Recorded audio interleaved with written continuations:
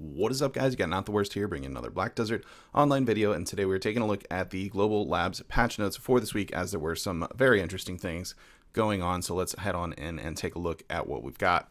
First up, main quest separation. Essentially, they have just moved the Black Spirit or main story quest line out of NPC dialogue and from the Black Spirit, so that it's easier for new players to kind of get it. Makes sense. It was a little bit not so obvious that it was main story, aside from the fact that it does say main story and works like other quests. So just kind of a QOL improvement there for newer players.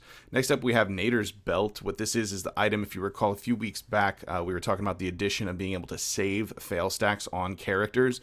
They've actually made it lore-wise, I suppose, into a belt from a special Black Spirit artifact or something along those lines for it. So at any rate, once you have this belt, you'll have to complete a quest to get this. You'll be able to save fail stacks and apply them. It's family wide for it, so once you have it, you can do that on each one. It's not actually a belt to be equipped in the sense of what you're used to seeing belts in this game. It doesn't work quite like that. So you can see here in the little GIF that they've got the fail stack being saved here and then applied. Valk's cries are also saved. You can see that this is actually a 38 stack with +6 on it. So when this character currently has 0, and then they're clicking the button here and it goes to a 44. Because 38 + 6 is 44 last time I checked on a calculator. Nothing major with class changes at all. Typical issue fixes, couple things with Hashashin going on as well. Now this is pretty interesting to me and kind of exciting. This is a new item that is added to the game here. So this is a box that you can get by collecting dark red soul stones. You get these by killing monsters at a low rate, low probability, it says, in Kama Sylvia, Drigan, and Odalita. Once you get enough of these, they can be exchanged for this box. Okay, so the thing is, this box isn't all that terrible, thanks to some translations in the Reddit thread on it. This is actually what's in it. The Deborka necklace, Dreams earring, Dawn earring, Tauros belt, Black Distortion earring, Voltara belt, Eithrin's ring, Narc accessory, or Orkinrad's belt. Obviously, Narc and Orkinrad's are going to be your womp pick from this, but it's not Cronstone, so that's not terrible. Have to imagine that the drop rate's not incredibly amazing, but it's just supplementary to what you're already doing, kind of like Greater Marnie stones.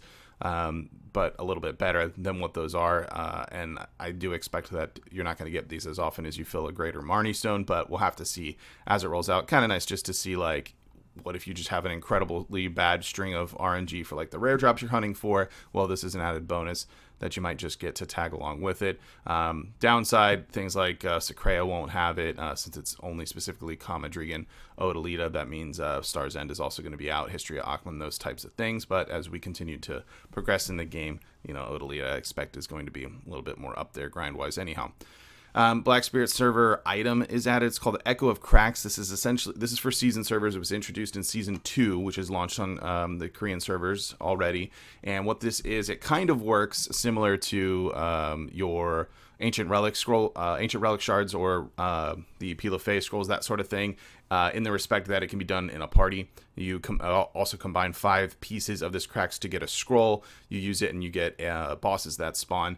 I believe there's a low chance of spawning a tier 3 boss for it, so you'll get like 1 and 2 boss, and then you might get a third one for it, which will drop better loot. Doesn't necessarily specify right here what exactly the loot was, but as these can only be obtained on the season servers themselves, this is more than likely going to be for your standard Tuvala or time-filled Blackstones, etc., the stuff for season stuff, but kind of something you can just do in a group like people used to do, the scrolls and whatnot from there. Next up thing that's somewhat major here, Hexe Sanctuary has now been changed to 160 AP ground. Obviously just an earlier on place to grind and maybe make it a bit better. If you don't know, it's currently a 100 AP. It's actually not a terrible place to grind, especially when you're starting out at low AP when the relic prices are decent, because it drops a large number of relic prices there as well, and once in a while you can get some witches earrings. Not that they sell for a ton, but it's not terrible when you're just starting out. Seeing this go up to 160 kind of makes sense, as the game basically hands you 160 AP very quickly early on, so you could potentially kind of grind out here to pick up a little bit of money as you're trying to progress, although it's so fast these days you might just zoom right through it. So we'll kind of see how that gets implemented from there. They kind of streamlined Awakening and Succession quests, listing them all in a single category. Again, quality of life. There's an equipment window that was added with the ability to unlock equipment you're installing by opening the equipment window without exiting the reinforcement window, kind of whatever. And that is it for this round. So pretty exciting stuff coming up. Really, really interested to get that fail stack saving thing, since I do a ton of enhancing personally. This will be very, very handy to have and be able to swap in and out. Who knows when we'll be getting it from them. When they did first start this, they said it was going to be a little bit of a while before they launched it on the Korean servers, and as usual, that means even further delay for NAEU, but we'll just have to wait and see.